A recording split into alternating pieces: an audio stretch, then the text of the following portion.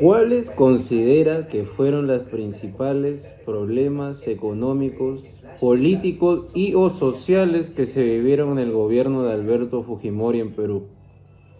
Los principales problemas políticos, económicos y sociales en el gobierno de Alberto Fujimori fueron la corrupción, la violación de derechos humanos y el autoritarismo. En el autoritarismo copó los principales ministerios con sus allegados. Corrupción, compró conciencias, compró los medios de prensa, compró congresistas y sobornaba a cuanto personaje había y que les era útil o afines a su gobierno.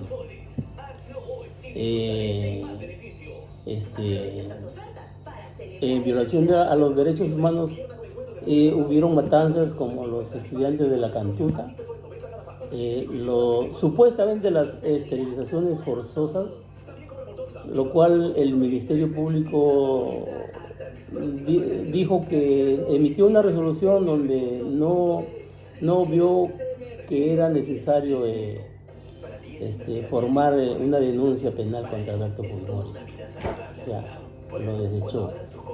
Pero lo principal en violación de derechos humanos fue la matanza de los estudiantes de la Universidad de la Cantuta. Eso es todo en cuanto a los problemas, ¿no? Y ahora vamos con la segunda pregunta. ¿Qué medidas se implementaron para combatir la inflación durante el gobierno de Fujimori y por qué fueron o no efectivos? Lo que se aplicó el plan del Fujishop, que consistió fue una medida drástica que acarreó pues con problemas sociales también. Nada de la gente no estuvo muy de acuerdo. Fue al principio, ¿no? O sea, también dio apertura al libre comercio. Estatizó, a las empresas estatales las vendió y hizo el cambio de la moneda.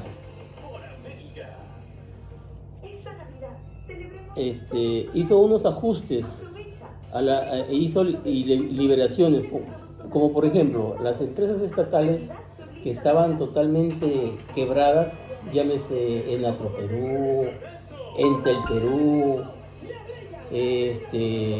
Pesca Perú, esas empresas las vendió. Y reestructuró también pues el seguro social. Invitó a muchos trabajadores a renunciar, les pagó, ¿no? Por ejemplo, en algunas oficinas habían 50 trabajadores, él los redujo a 10, pero que sean efectivos, porque había mucha burocracia, mucha gente en algunos estamentos del gobierno. Entonces eso lo redujo. Claro que hubo descontento en la gente, ¿no? Pero dio resultados esas medidas que él implementó. Pues, tercera pregunta. ¿Qué políticas sociales se implementaron durante el gobierno de Fujimori para abordar la pobreza y la desigualdad en el país?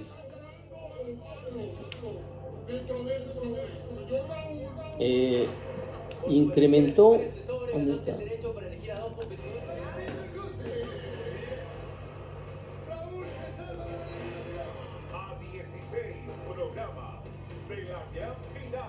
Cuando Fujimori ingresó al poder, a su gobierno, había hiperinflación, ¿no? Y él con la medida del Fujishop logró estabilizar la economía en nuestro país. Las medidas que adoptó, pues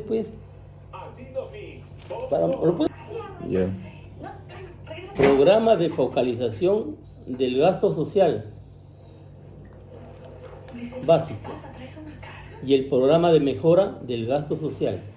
O sea, mejoró el financiamiento directo de los bienes y servicios esenciales como raciones alimenticias, medicina, educación, salario de maestros y médicos, etc. Dice, mi opinión es que se decretó... ¿Qué más? ¿Qué otro fue la pregunta? Ahí viene la opinión. Pregunta 4. ¿Qué opina de las medidas que se realizaron en el gobierno de Fujimori para combatir a los grupos terroristas como el Movimiento Revolucionario Tupac Amaru y Sendero Luminoso? Ya. O sea, ¿esa opinión es tuya o yo te tengo que responder a ese cuestionario? No, usted me tiene que responder. Ya. Se derrotó el terrorismo gracias a que se formó un servicio de inteligencia en la Policía Nacional y en conjunto con el gobierno, con el ejército peruano, donde se logró la captura de Abimael Guzmán y toda su cúpula, también a los altos mandos del MRTA, y de esa manera se pudo pacificar el país. Ya veo. Durante el gobierno de Fujimori se realizó una campaña de control demográfico que consistió en la esterilización de miles de mujeres, sobre todo de campesinas e indígenas. ¿Qué opinas sobre esta política? Sí se dio esa política, pero hay varias versiones.